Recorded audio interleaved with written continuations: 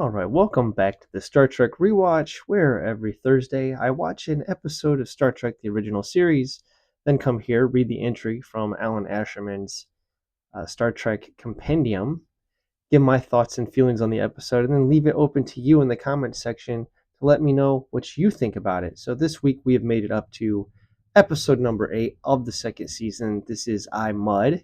Roger C. Carmel returns here playing Harry Mudd, who we saw in the first season.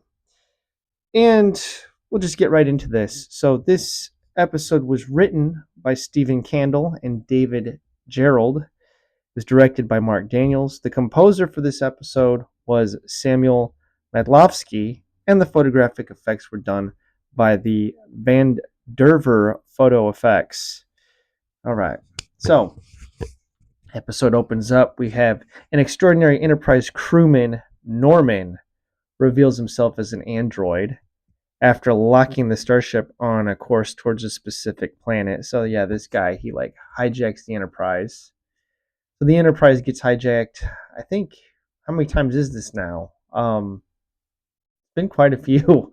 So he's got this panel in his midsection that he reveals himself on the bridge after he like takes out auxiliary control and goes down to the engine room and stuff. So he makes his way up to the bridge, kind of shuts himself down, and then reactivates once they enter orbit of this planet.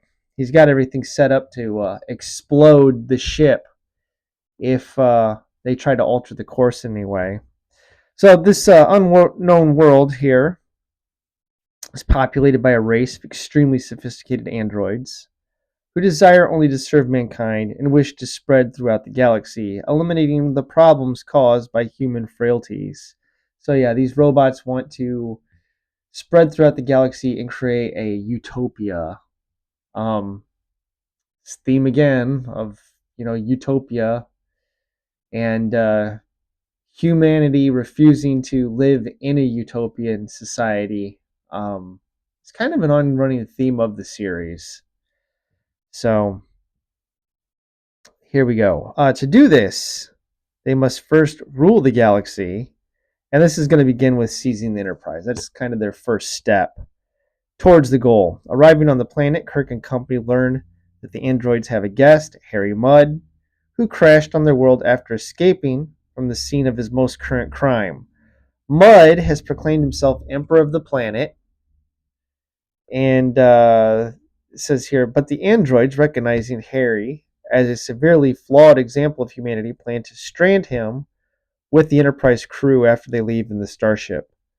Mudd aids Kirk, Spock, McCoy, Uhura, Scotty, and Chekhov in defeating the androids using illogical behavior that gives the mobile mechanisms electronic nervous breakdowns. So yeah, it's the trope again of Kirk basically, what, I don't know, this isn't exactly talking a computer to self-destruction, but it kind of is. So we've seen Kirk use logic, or in this case, illogic, to destroy computers in the past. So this is kind of a trope of the series that continues here. Um, there are a lot of comedic bits in this one. This is a comedy episode.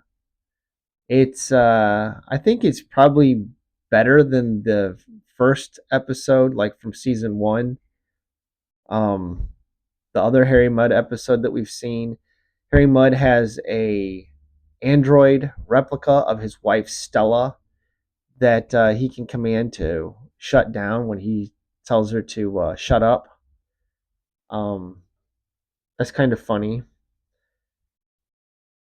The androids try to tempt the crew. One of the things that happened, it kind of got me, was when Uhura, kind of at the midway point of this episode, it looks like she betrays her fellow crew members in their escape plan. She says that she wants to have an android body. So we get a little bit of a transhumanist thing here, but it's a ruse. She really doesn't want the robot body, but it kind of fooled me for a minute. I forgot that this was part of the episode on this rewatch. So I was like, oh wow, That seems out of character for her. I can't imagine her betraying the crew. And of course, she doesn't. It was a ruse. But yeah, I don't really have a whole lot to say about this one. There's some twins in this one, Ray and Alice Andres, who are the Alice series of robots here. They actually appear in Batman 1966, the series with Adam West, and the episode Nora Clavicle and the Ladies Crime Club. There's actually quite a few people from Star Trek the original series that end up kind of in a crossover where they play in Batman 1966. These shows were running like at the same time. Star Trek began airing in 66, as did Batman, and both shows lasted 3 seasons. Um, yeah, I believe Roger C. Carmel even appears in an episode of Batman, if I'm not mistaken. Harry Mudd here. So I guess I'm going to wrap it up. I don't really have a whole lot to say. This is a perfectly fine episode. It's humorous, but it's nothing. It's like not one of the great episodes of the series by any stretch of the means. And there are funnier comedic episodes than this one that we will come upon later. The Trouble with Tribbles being one of them. But it's fine. There's nothing wrong with it.